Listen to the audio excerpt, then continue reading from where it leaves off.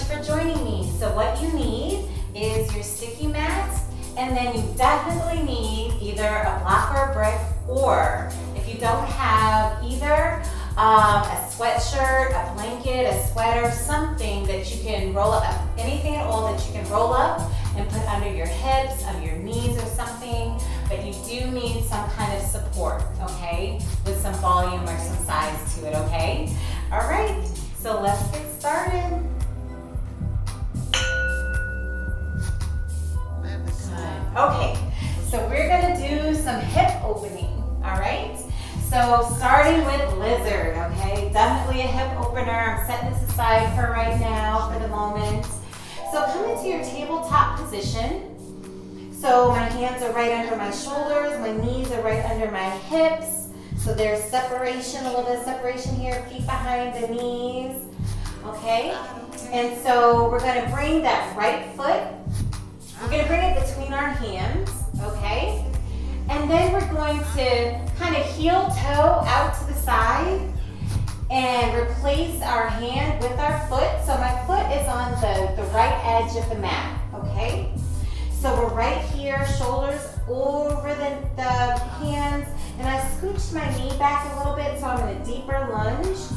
And you can kind of start waking up the hips, waking up the thigh, maybe giving, creating some space here, so I'm kind of swaying, going forward and back a little bit in preparation for lizard. You know, it's a very deep pose.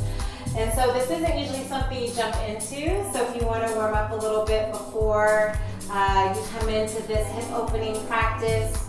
So now what we're going to do is find our forearms. So I'm going to start with the left arm. The left elbow, I'm going to lower it down to the mat. Okay, and my arm is parallel to the mat. My fingers are nice and wide. If you would like to go deeper, you can always go deeper with yoga. You can lower the right elbow down, right forearm. So my hands are parallel to one another. Okay, and then my left leg is long behind me. So I'm looking forward, I'm looking between my hands. If you want to go even deeper than here, you can tuck the back toes underneath you. And on a nice big inhale, you can lift that back leg up, that back knee up. Good, and you can go even further, but I'm not going to. Okay, good, so I'm not here to be perfect, I'm here to practice with you, right? And that goes for yourselves, for anyone, a non-judgment zone. Acceptance, full acceptance. You're breathing as I'm talking. I haven't forgotten about you. There's no way I could because I'm doing it too. Breathing in and out in your lizard. And it's fine if you're here with the knee down, with one arm up, anywhere we were before. For 5, 4, 3, 2, and 1. Lower that back knee, untuck the toes. Pick up the right elbow, left elbow, good. Okay, so now we're gonna make our way into pigeon, okay? So we're gonna find heel toe, so replace that hand with the foot now, right in front of us, in a regular lunge, okay? With the back knee down. And then we're gonna keep heel toeing to the left with that right foot, replacing that hand, the left hand, and with the flex foot, we're gonna bend the knee, and keep bending and bring that heel toward the back leg a little bit. Good. And you're gonna find that spot. So here's where your pillow, sweatshirt, or block, or whatever, you might wanna put it under this right hip because you don't want it up in the air. You wanna be able to relax it. If it's a little bit high and you don't need it, you can sit down on the hip, of course. That's the idea. So these props are for extra support.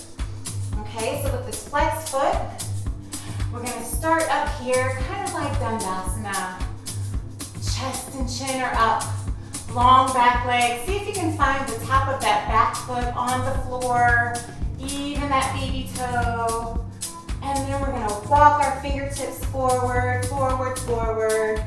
And we're going to lay our belly and then our chest on our front thigh. We can lower our elbows toward the floor and then lower the forehead toward the mat.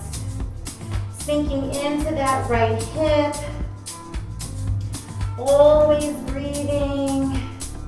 Inhale. Exhale. Inhale. Exhale. Good, very nice. Good. Go ahead and lift that chin up. And start to sit the chest back up as you walk your fingertips back into your body. Good, very nice pigeon. Okay, so our next hip opener is even bigger. We're gonna do Hanumanasana, our split. So come on out of this. Okay, find your, kind of like a pyramid pose. Okay, but my front leg is long in front of me. I'm on top of my back leg. Using that brick or block or blanket, sweatshirt, whatever, you're going to prepare it for under that right hip again. Okay? So we're going to come forward and I'm going to flex my front foot. Now my hips are square, my toes are up to the ceiling, and I'm going to start to slide myself forward. I like to actually tuck my back toes. I just feel more stable that way, but that's a personal preference. Okay? All of it is really. So find yourself, your body's gonna tell you when to stop. If you need it a little bit higher, you have this other level, okay? So I'm gonna start there actually, it feels better. Good. And I'm here in my Dandasana arms, chest and chin are up. And if you wanna go further, you can raise the arms overhead. And you can find those steeple fingers, so index fingers together, interlacing the other fingers. My chin is up, my drishti is up to my thumbs. And my full Hanumanasana, monkey pose. And there's a whole mythology about Hanuman, the monkey, and Lord Saturn, and all the stuff, rescuing his daughter from Sri Lanka. It's a whole thing. We're just in our split, breathing in and breathing out. Good. And we're going to lower the arms and come out of this side. Good, as gracefully, as safely as possible. We're going to take that sequence on the other side. Okay. Good. So we're starting with our lizard pose. Good, we're gonna go a little bit faster. So finding that foot between the hands and heel toeing to the outside of the mat. Sending the back knee back a little bit. Good. And you can pause and take your time. This 10 minutes is a little bit longer. I'm gonna start with lowering my right elbow down. Then my left elbow down, making sure the arms are parallel. Tuck the back toes and raise that back heel.